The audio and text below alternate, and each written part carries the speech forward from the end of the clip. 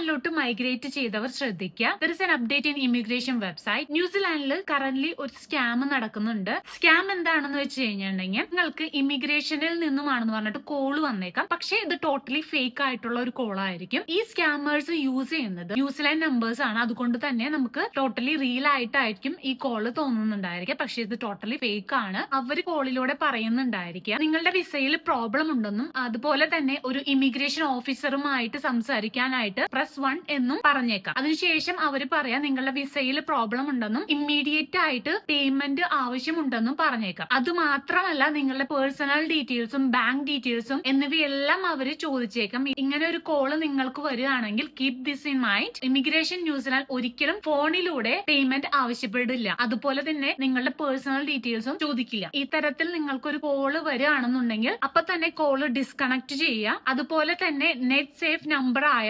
0508638723 എന്ന നമ്പറിൽ നിങ്ങൾക്ക് കോൺടാക്ട് ചെയ്തിട്ട് സ്കാം നിങ്ങൾക്ക് റിപ്പോർട്ട് ചെയ്യാവുന്നതാണ്. അതുപോലെ തന്നെ ഇമിഗ്രേഷൻ വെബ്സൈറ്റിൽ നിങ്ങൾക്ക് റിപ്പോർട്ട് ചെയ്യാനായിട്ട് ഒരു ലിങ്കും ഇമിഗ്രേഷൻ വെബ്സൈറ്റ് പ്രൊവൈഡ് ചെയ്തിട്ടുണ്ട്. Do check in the immigration website. ഇതുപോലെ ഒരു സ്കാമിൽ പെടാതിരിക്കാനായിട്ട് ഈ ഇൻഫോർമേഷൻ ഹെൽപ്ഫുൾ ആയിട്ടുണ്ടെന്നുണ്ടെങ്കിൽ നിങ്ങളുടെ ഫ്രണ്ട്സിനും ഫാമിലിക്കും അയച്ചു കൊടുക്കുക. Stay safe guys and thank you.